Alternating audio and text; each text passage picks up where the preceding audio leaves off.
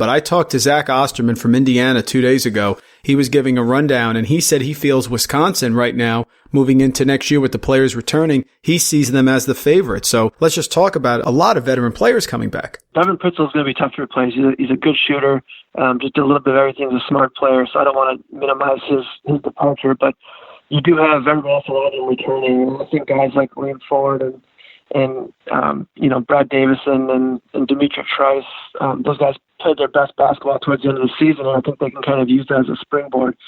Nate Reaver should be a year older and better. Tyler Waugh, who I haven't mentioned yet, was a true freshman who played a lot of minutes last season, even though he probably wasn't physically ready. I mean, and I think a summer of weight work will be big for him, because I think he's kind of your prototypical Wisconsin player, hustle, effort, just kind of does the dirty work, and I think he's a guy that can be a really valuable contributor.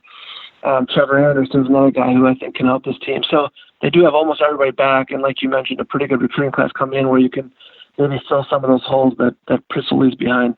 Yeah, they have a solid recruiting class coming in, and what Greg Gard has done is he's really lined it up for the next few years. Right now on 24/7 Sports, their recruiting class for the 2021 season is number 1 in the Big Ten. You know, they have Ben Carlson coming in, who's a 4-star guy from Minnesota. Johnny Davis is a local guy, 3-star, Lauren Bowman. So talk about these guys coming in. It looks like, you know, that they're really going to be deep next year. I think, Jim, that not only are they going to have veteran leadership, not only are they going to have balance between guards and the bigs inside, but they're going to come back from a regular season Big Ten title with a strong recruiting class as well.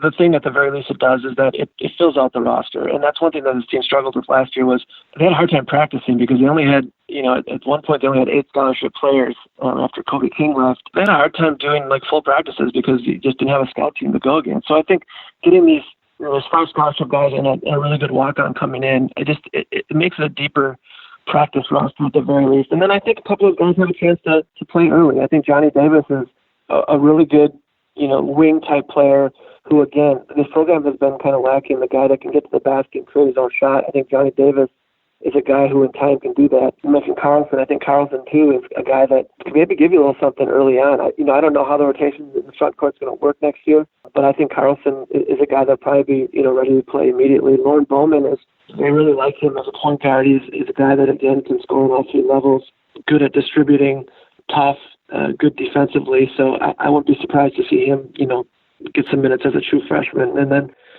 Johnny Davis's twin brother Jordan is a guy that they view as kind of a 3-and-D guy in time, a very good defender who, can contribute at some point. And then Stephen Crowell, who's, almost 7 foot.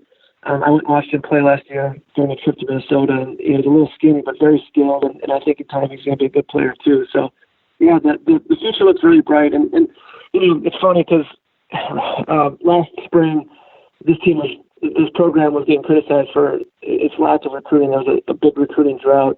And then the Davis brothers committed in June, and from there it just kind of took off. They got like 8 commitments in the span of 3 or 4 months, and some of those 2021 guys you're talking about are included in that haul. And it was kind of amazing how Greg Gard and his staff flipped the switch and went from drought to really a great haul over the span of 2 classes.